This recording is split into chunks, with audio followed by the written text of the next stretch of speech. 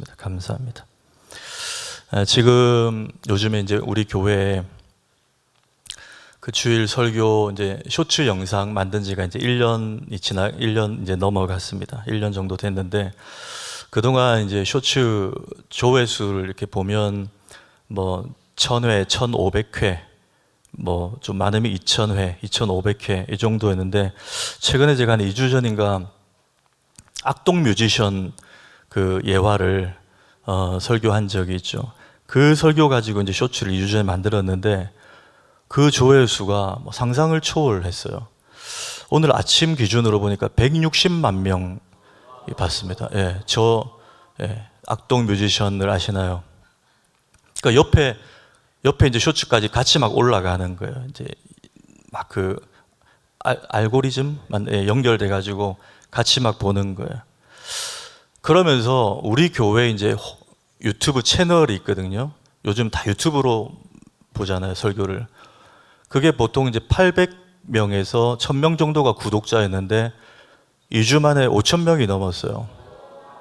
그러니까 저 알림 설정을 해놓은 분이 5000명이 넘는, 우리 교회가 설교가 이제 주일 지나고 딱 올라가면 5000명이 보신, 우리 교회 교인이 5000명이 안 되는데, 그러니까 저 뭐 LA나 파리나 이런 데서 좀 본다는 거예요.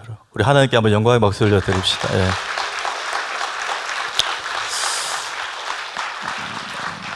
이제 제가 어제 이제 저녁에 어느 그 국 모임에 이제 좀 초대받아서 이제 갔었는데 옆에 있던 집사님이 이제 그 얘기를 듣고 목사님 이러시다 서울 가시는 거 아닙니까? 이러시는 거예요.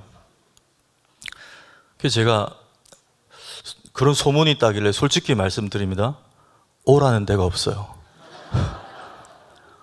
그리고 또 하나, 제가 물론 뭐 이미지는 약간 서울 강남 스타일이지만 제가 별로 서울을 안 좋아해요. 제가 뭐 대학도 서울권에서 다녔고 전도사 첫 사역지도 서울이었거든요. 서대문 쪽이었는데 저는 서울에 있는 교회 뭐 사역도 했지만 별로 정이 없고 서울, 인서울 하고 싶다 별로 이런 마음이 지금도 없습니다. 전 부산이 좋아요.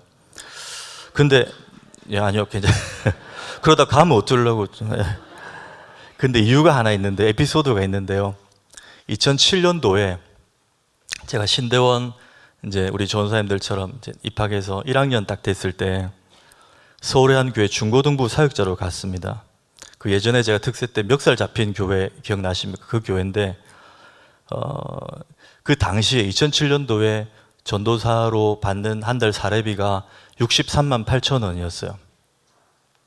그걸로 이제 주중에는 천안에 우리 전사님들처럼 신대원에서 공부하고 금요일 날 낮까지 수업하고 그때 제 차가 이제 마티즈였는데 마티즈 몰고 한 1시간 반 이렇게 이제 서울 사역지로 올라갔습니다. 가서 이제 금요철야 찬양 인도를 이제 하고 찜질방에서 자고 토요일 날 또 주일 준비 사역하고 또 찜질방에 자고 주일 날 사역하고 주일 밤에 다시 신대원 내려오는 이런 루틴이었어요. 그 교회가 학사 대학생들이 이렇게 이제 숙소 있는 학사 빌라가 8채가 있었습니다. 8 집이 한 빌라 건물이 있었는데 그 교회 담임 목사님은 전도사들이 거기 못 쓰게 하셨어요. 그래서 이제 찜질방에 있다가 고시원에 있다가 막 그렇게 했었는데 지금 부민교회는 정말 좋은 교회입니다. 맞죠? 이반석 전사님 좀 작은 것 같아요. 아멘. 정말 좋은 교회예요. 우리 교육자들 너무 따뜻하게 장로님들도 그렇고 성도님들도 해주시니까. 근데 어느 금요일이었어요. 그러던 때에 어느 금요일 날 제가 금요 철야를 위해서 천에서 올라왔는데 철야를 앞두고 이제 저녁을 먹어야 되니까 지금도 정확하게 기억나요. 교회 앞에 만나랑이라는 백반집이었어요. 백반집. 거기서 주로 밥을 먹었는데 5,500원짜리 된장찌개를 이제 시켜서 혼자 밥을 먹고 있었습니다. 근데 교회 앞이다 보니까 교인들이 한 번씩 오는데 마침 그때 제가 이제 중고등부를 맡았었거든요. 고등부 2학년 학생의 부모님이 그 학생과 함께 이제 가족이 식사를 하러 오신 거예요. 저는 저쪽에서 된장찌개 이제 먹고 한 5분 정도 먹고 있는 상황이었고, 그 가족이 이렇게 식당에 들어오시니까 이제 서로 인사를 했죠. 아이고, 안녕하세요. 했더니 이제 그 가족들도 인사를 하고 이제 저쪽에 앉으셨어요. 근데 그분들은 돼지갈비를 시켜 이제 드시는 거예요. 그래서 제가 이제 뭐 조금 뭐 민망하기도 하고 그래서 이제 조금 빨리 밥을 먹었습니다. 먹고 제가 이제 인사를 하고 가려고 그쪽 보면 집사님 먼저 갑니다 이랬어요. 그럼 여러분 한번 연상을 해보고 그 정도 상황이면 아유 전사님 와서 고기 같이 좀 드시고 가시라고 그렇지 않나요 보통? 그렇게 하시거나 아니면 전사님 그거 놔두세요. 제가 계산할게요. 5,500원입니다. 된장찌개. 제가 계산할게요. 보통 이렇게 하잖아요. 부민교회 같으면 그렇게 합니다. 예, 부민교회는 정말 그래요. 근데 지선님 제가 먼저 갑니다 이랬더니 예 하고 진짜 이러시더라고요. 와, 제가 그때 30이었거든요. 30이었는데 와, 너무 마음이 좀 너무 힘들더라고요. 좀 비참하고 엄마 생각나고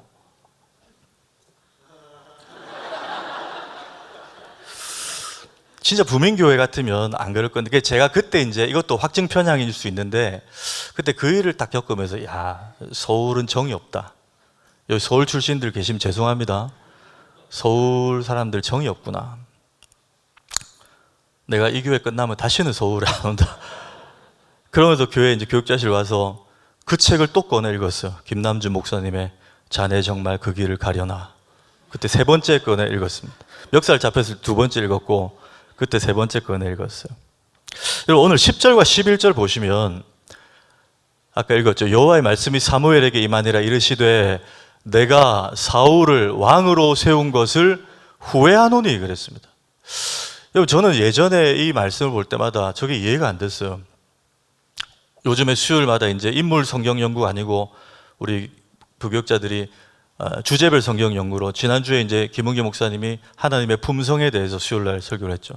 우리가 아는 하나님의 품성은 후회하시는 분이 아니잖아요. 로마서 11장 29절 보면 말씀도 이래서 하나님의 은사와 부르심에는 후회하심이 없느니라 그랬어요. 우리가 이 말씀 압니다. 저걸 모티브로 한 찬양도 있잖아요. 하나님의 부르심에는 후회하심이 없네. 근데 오늘 말씀은 하나님이 사울을 왕으로 세운 걸 후회하신다는 거예요. 저는 이게 처음 이해가 안 됐습니다. 이게 어떤 의미일까? 근데 이게 제가 조금 전에 서울 사역에 있을 때 느꼈던 그 마음인 것 같아요. 하나님이 사울을 왕으로 세운 것을 후회한다 이 말은 그래도 백성들이 원해서 세워졌는데 제일 좋은 지도자로 세워졌는데 좀 잘할 줄 알았는데 그래도 좀 잘 해나갈 줄 알았는데 이런다고? 야, 이렇게 변한다고? 하나님의 마음, 하나님이 회의감이 드는 거예요. 이 후회를 다른 말로 하면 하나님의 회의감. 그럼 여러분 사울의 어떤 모습에서 하나님께서 오늘 후회, 회의감을 가졌을까요? 저는 2가지 봅니다. 첫째, 변질이에요. 변질. 사울의 변질입니다. 지금 15장의 부분 읽었지만 앞서 13장에 보면 사무엘이 사울에게 내가 돌아올 때까지 좀 기다리십시오 하고 길을 떠나는데 사무엘이 오겠다고 한 시간보다 좀 늦게 옵니다. 오지 않아요. 왜 이렇게 늦지? 안 오지? 이때 사울이 어떻게 하는가? 사무엘상 13장 9절에 읽습니다. 시작. 사울이 이르되 번제와 화목 제물을 이리로 가져오라 하여 번제를 드렸더니. 네. 여러분 사울은 이스라엘 왕이고 제사를 집례하는 것은 선지자가 제사장이 할 일이잖아요. 그렇죠? 사무엘은 제사장 겸 선지자 겸 당시에 사사였어요. 멀티플레이였습니다. 당시에 사무엘은. 그러면 지금 아무리 블레셋이 곧 엄습해 올 것 같고 백성들이 전쟁이 날까 불안해하고 있어도 저건 자기가 할 일이 아니에요. 우리가 저걸 흔히 말하는 말로 뭐라고 하냐? 월권행위라고 합니다.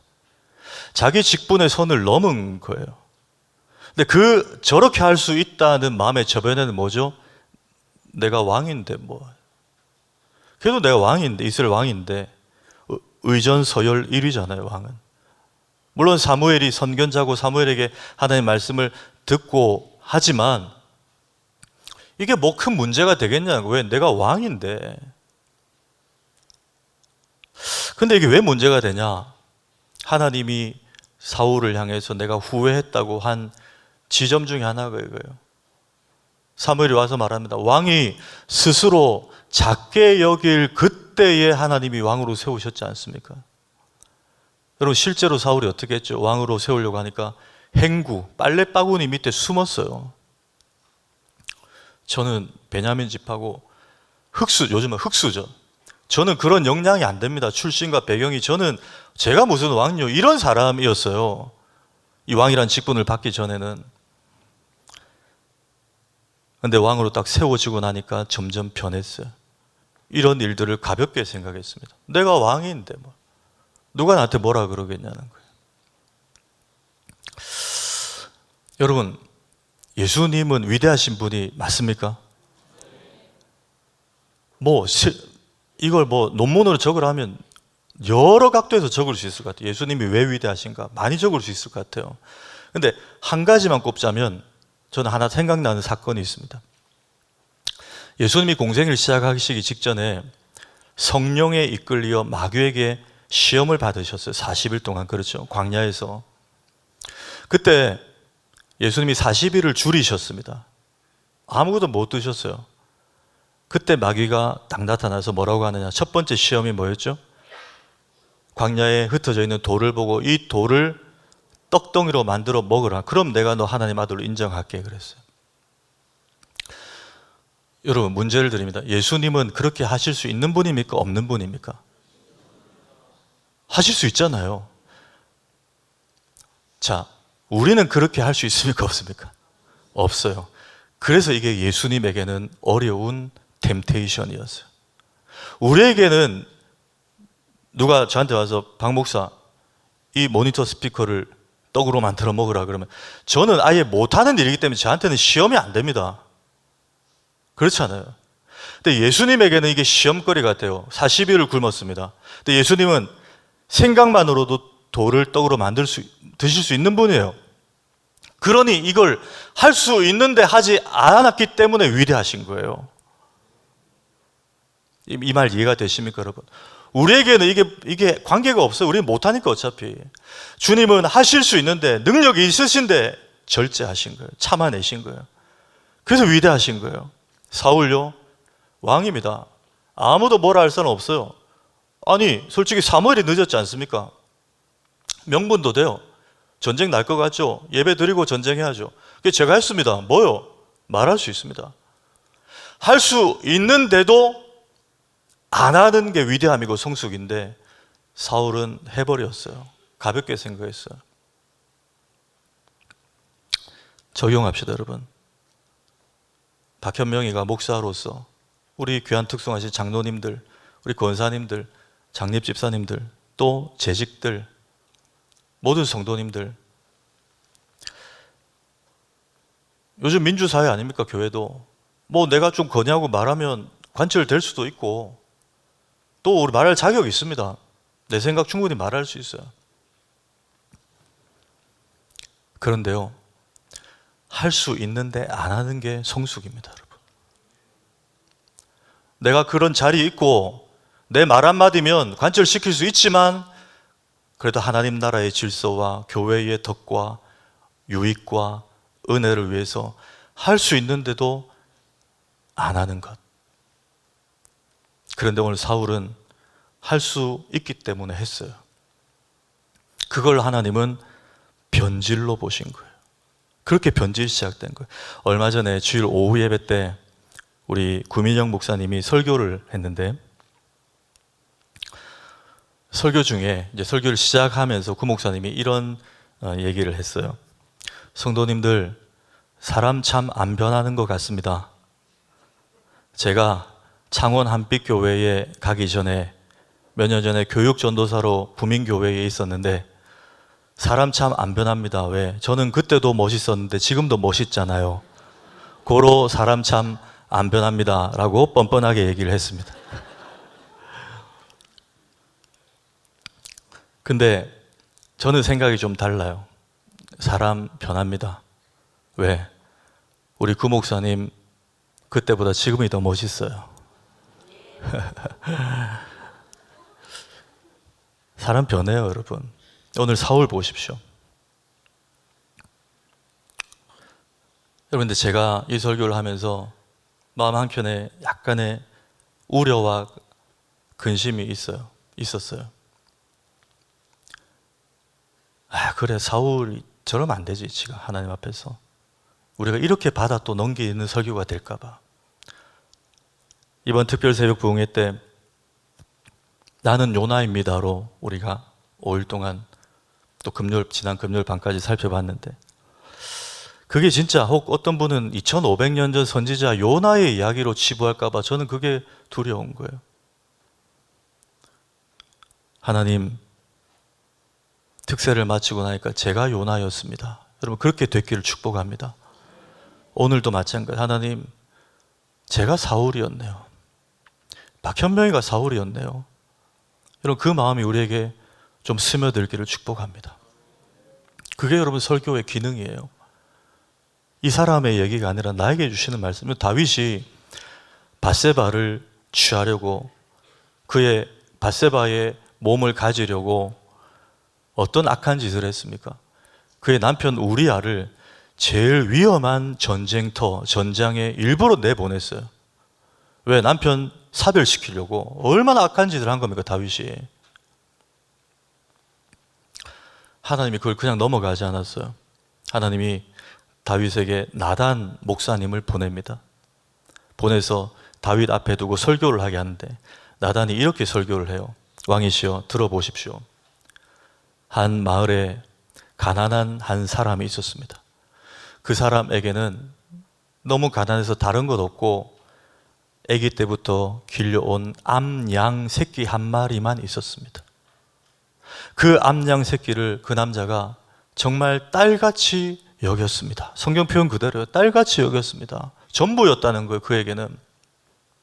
그런데 그 마을에 엄청난 부자가 한 사람이 있었는데, 그 부자는 양도 많고 염소도 많고 너무나 부자였어요.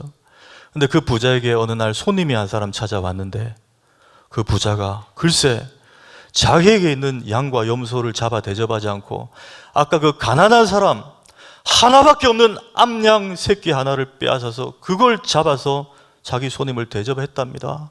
그랬더니 다윗이 눈이 돌았어요. 그런 미친놈이 있냐고. 당장 데려오라, 내가 죽여버리려니까. 이렇게 막 흥분을 했어요. 그랬더니 나단 목사님 뭐라고 했죠? 당신이 바로 그 사람이요. 여러분, 그 짧은 찰나에 다윗이 흥분하고 화를 내고 나단 목사가 당신이 그 사람이 하는 그 몇 초 사이에 다윗은요, 어쩌면 그 설교가 나에게 하는 말인지 몰랐어요. 근데 여러분, 우리가 여기 빠질 수 있습니다. 저도 마찬가지고요. 우리 이런 설교 들으면 그 목사, 그 장로, 그 권사, 그 집사 생각하잖아요. 나에게 너는 괜찮냐? 하나님, 제가 요나였습니다. 제가 다윗이었고 제가 사울이었습니다. 하나님, 이걸 원하시는 거예요. 여러분, 새해 교회 일 열심히 충성 봉사하십시오. 그러나 그거보다 더 중요한 게 있어요. 왜? 교회 일은 하나님이 다 되게 하실 겁니다. 그보다 더 중요한 건 늘 나를 점검하는 거예요.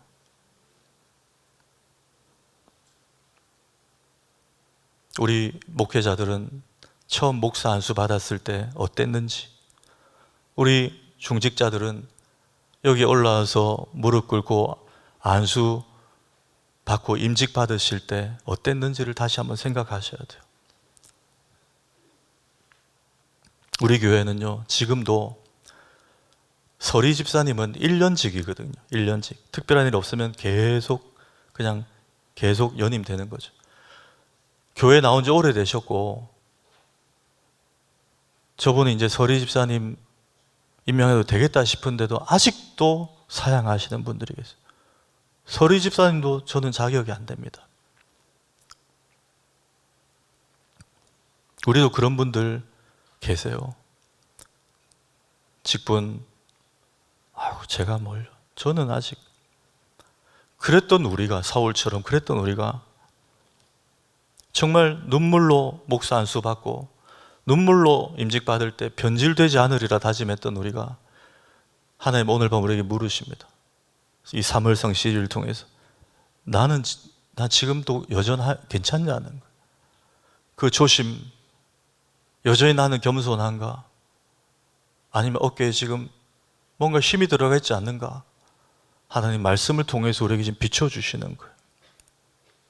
여러분, 베드로가 예수님을 3번 부인했습니다. 부인하고 예수님이 십자가에 달려 돌아가셨어요. 그리고 며칠 뒤에 부활하신 예수님께서 바닷가에 본업인 어업질을 하고 있는 베드로를 찾아오셨어요. 오셔서 여러분, 우리가 잘 아는 대로 네가 나를 사랑하느냐 3번 물으셨습니다. 근데 네가 나를 사랑하느냐 3번 물으실 때 호칭이 남달랐어요. 요한의 아들 시몬아, 네가 나를 사랑하느냐, 그렇게 3번 물으셨어요. 근데 여러분, 성경을 읽어보신 분은 아시겠지만 요한의 아들 시몬아는 예수님이 줄곧 베드로를 부를 때 부르신 호칭이 아니었어요.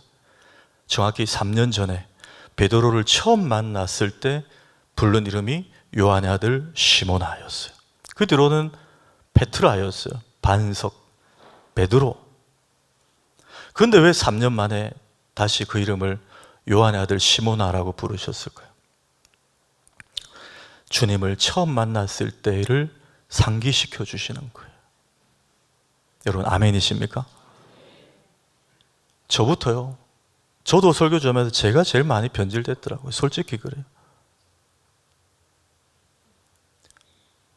요한의 아들 시몬아, 너 처음 안수 받을 때, 너 처음 예수 믿고 구원받을 때 허물과 죄로 죽었던 너를 내가 살렸다는 복음을 받아들였을 때 너 예배당에 나와 앉아만 있어도 눈물이 핑 돌지 않았냐는 거예요.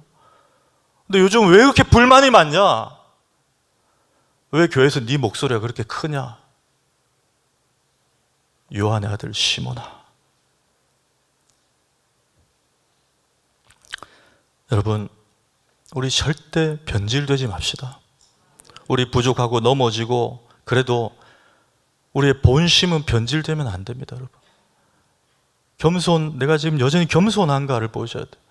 여러분, 하나님은 교만한 자를 가만 놔두신다 그랬으면 다행인데요, 교만한 자를 치신다 그랬습니다. 하나님은 사랑의 하나님이시지만 무서운 하나님이에요. 치신다면, 여러분, 사람이, 권력 있는 사람이 그 사람을 괴롭혀도 힘든데 하나님이 피조물인 인간을 치시면 어떻게 되겠습니까? 두려우신 하나님이에요.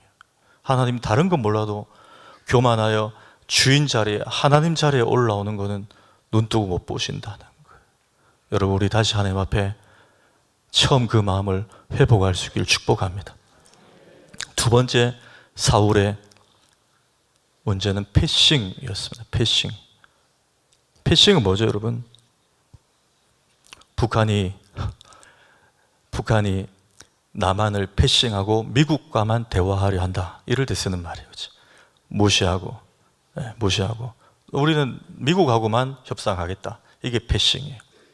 역대상 10장 13, 14절 사울이 죽은 것은 여호와께 묻지 아니하였으므로 그 나라를 이새의 아들 다윗에게 넘겨주셨더라. 이게 하나님의 결론이었습니다. 내가 사울한테 왜 그랬냐고? 나한테 안 물었다는 거예요. 그래서 내가 다윗에게 왕권을 넘겼어. 이게 성경의 평가입니다. 좀 전에 그 일, 사무엘이 늦으면 사울이 왕이지만 어떻게 해야 되죠? 이스라엘의 왕이죠. 하나님이 세우셨어요. 그러면 하나님 어떻게 할까요? 제가 블레셋이 저 진치고 있고 백성들은 지금 어수선한데 빨리 예배 드리자고 하는데 어떻게 하죠? 더 기다릴까요? 아니면 제가 드려도 되나요? 한 번은 물었어야 돼요. 물었다는 기록이 없습니다. 하나님을 첫 번째 패싱한 거예요. 두 번째 패싱은 바로 오늘 15장이에요. 하나님이 아말렉을 치라 그랬어요. 그리고 아말렉의 왕 아각을 살려두지 말고 분명히 죽이라 그랬어요. 그리고 모든 전리품 챙기지 말고 가축들, 특히 짐승들 챙기지 마라 그랬어요. 살려두지 말고 죽이라 그랬어요. 그런데 사울은 아각 왕을 살려둡니다. 그리고 몇몇 때깔 좋은 가축들도 살려둬요. 사무엘이 와서 왜 이렇게 했냐고 책망합니다. 사울이 뭐라고 말하는가? 사무엘상 15장 24절에 내가 백성을 두려워하여 그들의 말을 정종하였음이니이다. 이거 제가 적용하면, 현대판으로 적용하면, 제가 교인들이 두려워서 교인들 말 듣고 그렇게 했습니다. 그 말이.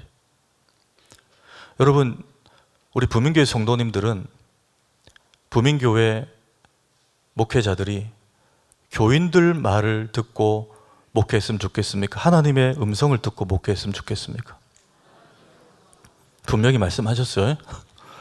그러니까 우리 말 안 들어준다 너무 그러지 마세요. 목사가 하나님의 음성을 듣지 않으면 책망하십시오. 그때는 비판하셔야 돼요. 왜 하나님 말씀대로 안 하냐고. 근데 왜 다 생각이 다른 교인들의 말을 다 들을 수는 없어요. 그렇죠? 다 다르기 때문에 그래요. 지금 사울의 그 말이에요. 백성들이 그렇게 하자고 해서 그렇게 했다는 거예요. 여러분, 이스라엘 왕은 하나님이 세우셨습니다. 하나님이 위임하셨어요.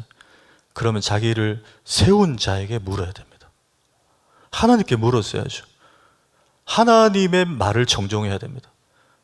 그런데 그건 패싱했어요. 백성들의 말만 듣고 또 결정했습니다. 여러분, 위험한 것이요, 경험이 좀 쌓이면 하나님께 묻는 과정이 생략되기 마련입니다. 다시 말하면 경험이 쌓이면 기도를 안 하게 되어 있습니다.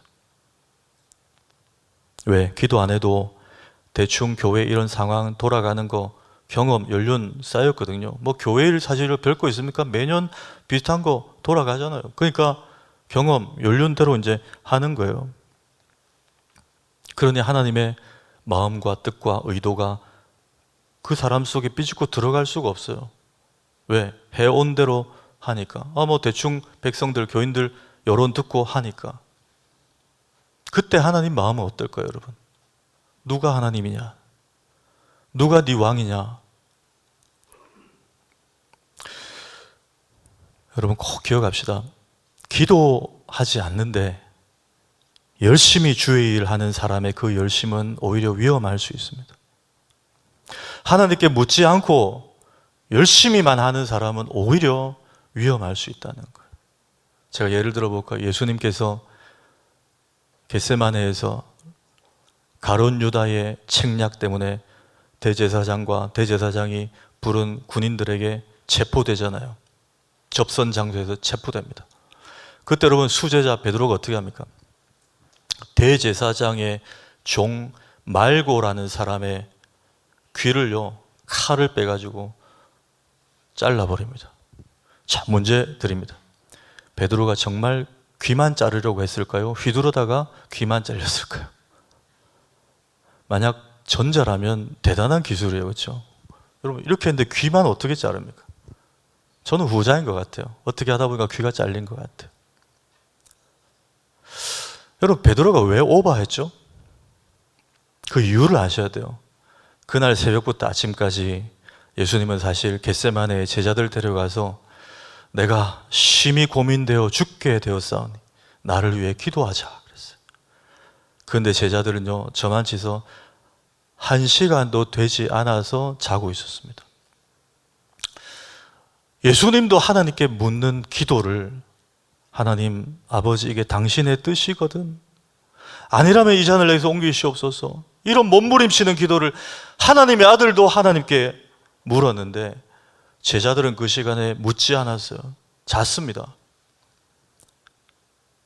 자, 기도하지 않으니 위기가 생기니까 자기 힘으로 처리하려고 하는 거예요. 자기 혈기가 나가는 거예요. 자기 아집이 나간 자기 생각으로 처리하는 거예요. 그래서 제가 기도하지 않는 사람의 열심이 위험하다는 거예요. 그렇게 칼을 기도하지 않고 자기 생각대로 막 교환에 휘둘러 보십시오.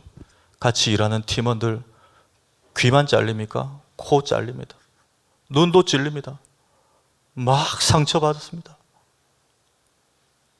결국 하나님께 묻지 않고 패싱한 결과가 그런 비극으로 이어지는 거예요. 여러분, 결국은 이건 역시 초심입니다. 우리의 초심의 문제예요. 제가 지난주 금요철야 설교 때 어린아이처럼 되는 게 뭔지 말씀을 드렸어요. 보호자가 없이는 아무것도 할 수 없는 것. 결국 여러분, 우리의 초심은 어린아이처럼 되는 거예요. 여러분, 애들 어떻게 합니까? 어릴 때 엄마 아빠한테 다 물어요. 그렇지 않나요? 엄마, 이거 먹어도 돼요? 이거 나 해도 돼요? 나 게임 해도 돼요? 물어요. 조금 머리가 굵어지면 어떻습니까? 안 묻습니다.